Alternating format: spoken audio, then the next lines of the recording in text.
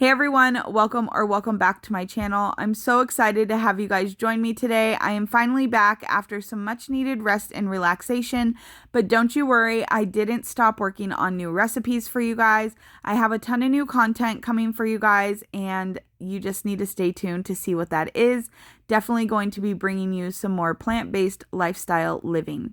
Today's video, I am going to be making a couple of recipes out of this Forks Over Knives 100 Best Plant-Based Recipes. So I'm going to start off by making the Southwest Chipotle Tostadas. You could find these on page 35 of the magazine. And this is not sponsored, but I'll link all the information down below for you guys if you want to get this magazine and the recipe for yourself. And then I'm also going to make the street corn tostadas. I thought it would be really fun to just make two types of similar recipes and show you how quick and easy they truly are to make. So let's go ahead and talk about corn tortillas and tostadas to make for this recipe. So it's really easy to cook up some tostadas from your corn tortilla in the oven with no oil at 400 degrees for 5 minutes. You just put them right on your rack and they will cook up super quick and easy. Or if you're lazy like me, you can buy these pre-made tostadas that I really love that are oil-free. They're a perfect substitution. So for this first recipe, we're going to do the Southwest Chipotle tostadas. This recipe is just super quick and easy. You can see here that the ingredients are super minimal. You're just going to be mixing some beans and some seasonings, and then we're going to make a quick little avocado sauce to go right on top of here. So you're going to want to start off by tossing those corn tortillas in your preheated 400-degree oven for 5 minutes. Then we're going to take some cumin, some chipotle chili pepper powder, some pepper, some salt, and then some of my favorite salsa, which it just tells you to use whatever salsa that you prefer, fresh refrigerated salsa. And then you're just going to mash these up and just kind of make a refried bean texture out of them.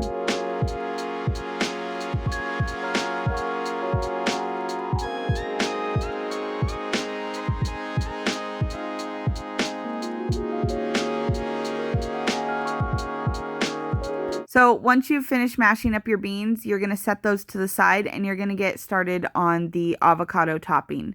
So you're just going to want to start off by mashing your avocado completely. You just want it completely mashed down until it's nice and soft like a guacamole.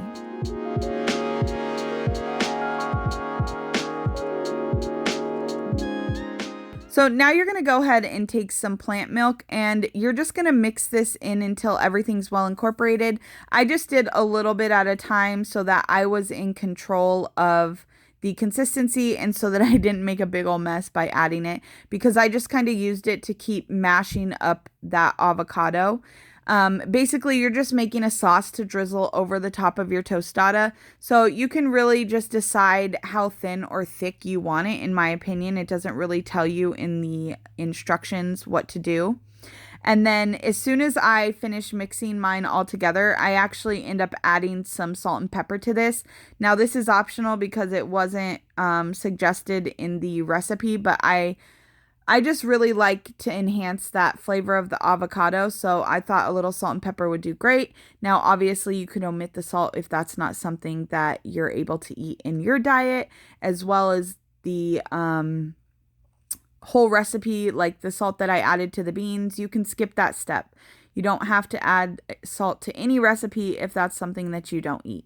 So then I just mixed in my salt and pepper until everything was nice and well combined and nice and smooth. And then I just went ahead and set that to the side and then got the rest of my ingredients to start assembling my tostadas. Now, the recipe doesn't call for you to warm up the beans, but I went ahead and warmed up the beans because I knew my family would enjoy it best like that. But if you prefer cold beans, you could eat them that way as well.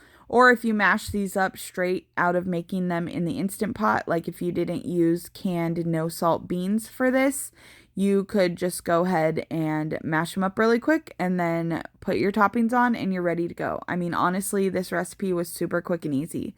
So I just have some optional toppings here that were suggested in the magazine. So I have some purple cabbage, some tomatoes, some romaine lettuce, some green onions, and then of course I have some lime. So I just went ahead and topped mine with those.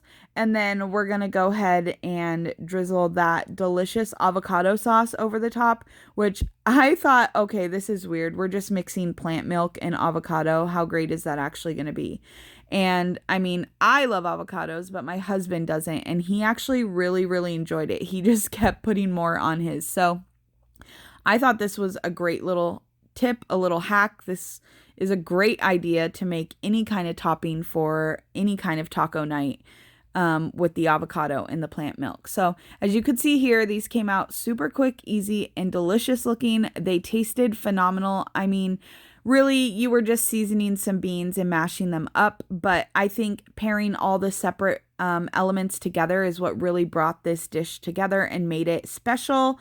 And it was just nice to change up our profile instead of just making regular old beans and tossing them on top of a tostada. So that's the first recipe that we went ahead and did. So I hope you give this one a try. It's super delicious. Trust me, you have to give it a try.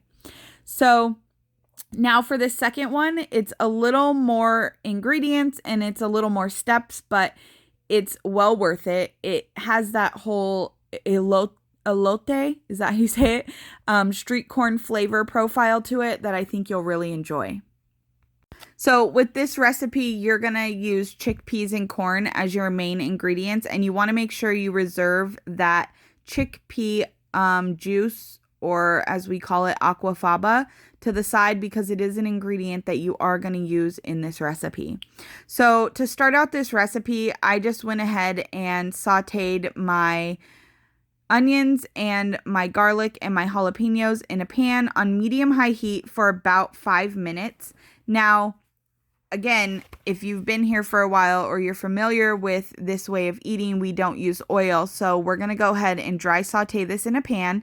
And as always, I keep some water on hand to the side to add as needed, as I feel needed. So it's really up to you. If your things start to stick, all you got to do is add a little bit of water and it'll release everything from the bottom of the pan. But as always, you can go check out all my other videos that are whole food, plant-based, and oil-free where I talk about this a little more, especially my earlier videos. So now we're just going to go ahead and let this finish sauteing, and then we'll get on to the next step.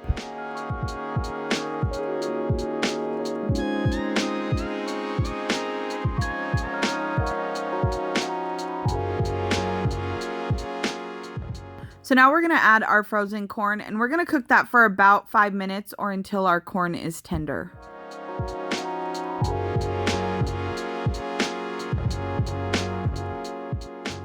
So now that your corn is nice and tender, you're going to go ahead and take half of those rinsed and drained chickpeas, and you're going to add them right into your pot.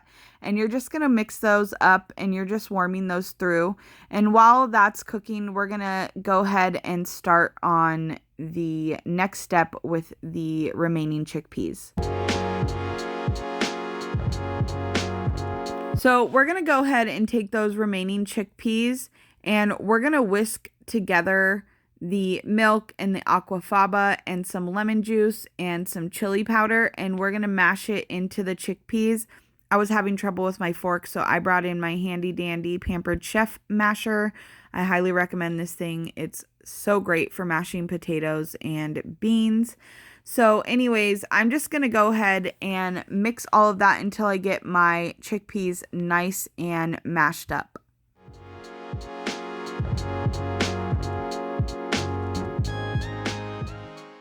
So now I'm going to add my aquafaba and then continue to mash it up.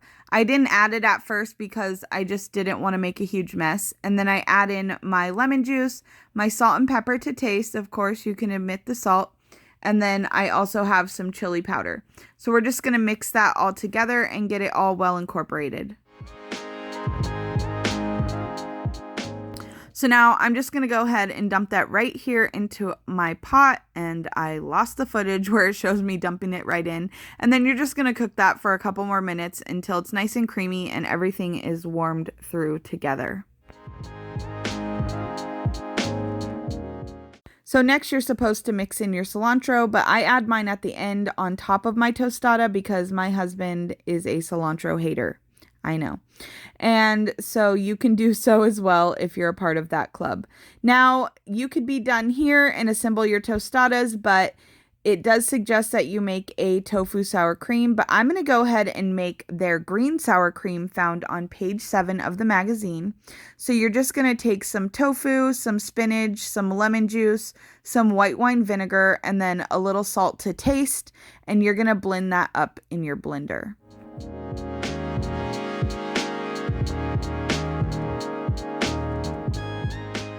So once it's done, your green sour cream should look something like this. Super creamy. It was such a crowd pleaser. The kids were taking the tostada shells and just dipping it right in the sour cream because it was so delicious. It was definitely something we will be making again for tons of other recipes. I do have a sour cream that I make myself, but this one was really fun because the kids really enjoyed how colorful it was. So now I'm just going to go ahead and quickly assemble these tostadas. I just have some suggested toppings from the magazine, which were green onions, of course, the cilantro, some radishes, some jalapenos, and some lime. You're basically going with the same profile, flavor profiles that you would with a elote. So those are kind of the different toppings that you want to use. So then I'm just going to top it with that delicious sour cream, and these are ready to serve. These were so good. I absolutely love them. I'm from Arizona. Elote is something that people eat here a lot, and it's a flavor profile that we really enjoy. Just the corn and the chili powder. It's so delicious. This was really refreshing as well with that green sour cream on top. So I highly, highly recommend. Obviously, the regular one you can make as well. It was just kind of fun for the kids to have the green sour cream on top. So anyways, if I had to choose a favorite, I would say that these were my favorite out of the two, but they were both really delicious. They both came together so quick and easy. And I definitely recommend that you get this magazine and you give these ones a try. Of course, I will link all the information down below. Thank you so, so much for watching. As always, don't forget to follow me on Facebook, Instagram, and TikTok. And subscribe, share, and we will see you in the next video, guys. Bye.